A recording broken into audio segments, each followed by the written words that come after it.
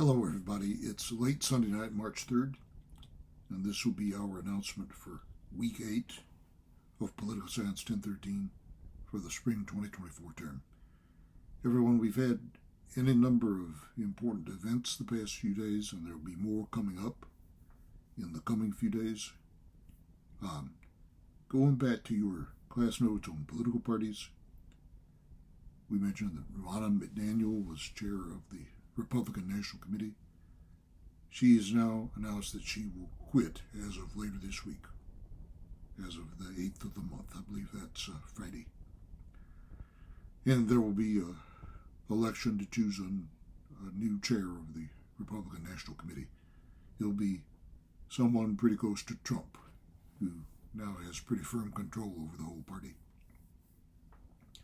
Senator Mitch McConnell has announced, Senator McConnell of Kentucky, that he will no longer serve as Senate Republican leader.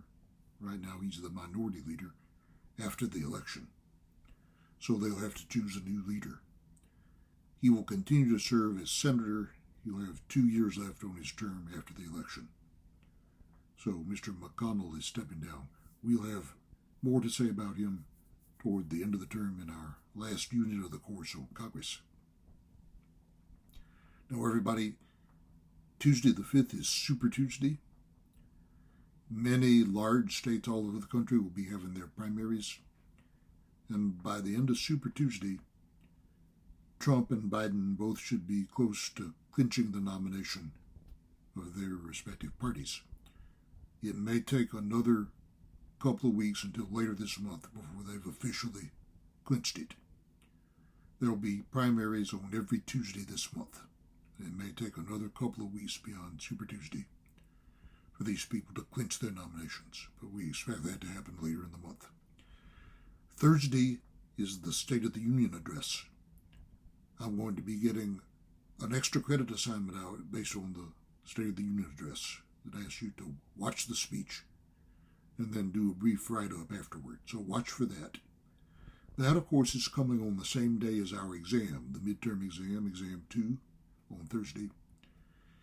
If you wanted to do the extra credit assignment, but you wanted to take the exam that evening, maybe while the speech is being given, what you can do is wait and watch a video of the speech after the fact.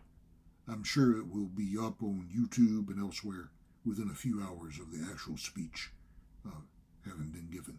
So watch for that. That announcement will be going out in just a couple of days.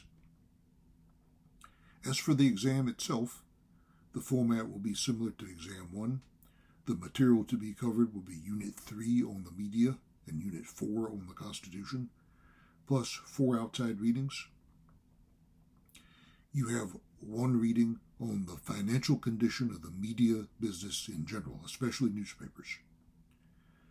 You have another reading on a controversy involving social media platform TikTok in the wake of the October 7 attack by Hamas against Israel and the conflict that has followed upon that.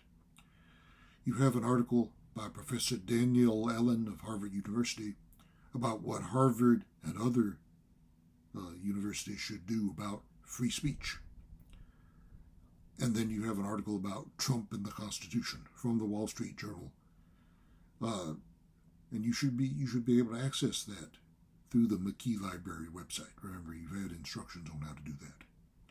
All right, so expect 10 or 15 items on those articles, and the rest of it will come largely from the class notes for Units 3 and 4.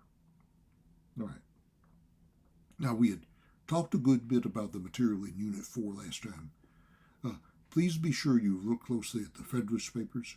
If you have trouble reading the Federalist Papers, the highlights are covered in my class notes. Expect a few test items on the Federalist Papers.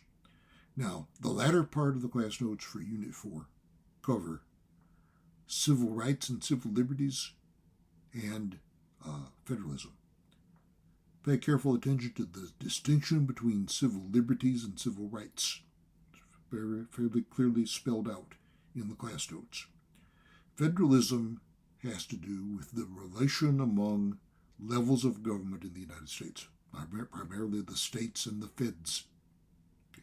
and we go through several policy areas: education, elementary and secondary, sexual assault and harassment in higher education, highways, healthcare, welfare. What is the exact relation between the feds and the states in all those areas? One point we make is that federalism changed from World War II on. The feds took a stronger role vis-a-vis the states, and they did that largely by handing out money with strings attached. And so if the states wanted the money, they had to accept the strings attached. All right, everybody, the exam then will be Thursday. It will be available to you for 24 hours, 50 items on those outside readings, plus the class notes for Units 3 and 4. And once that's over, Friday, look for some announcements about the material for the third exam, which will cover the presidency and the federal bureaucracy. Everyone, we're coming pretty quickly upon spring break. Spring break is going to be week after next.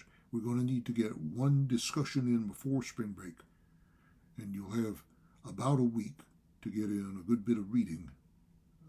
It's an important discussion, and there are 3 or 4 things that I want to ask you to read.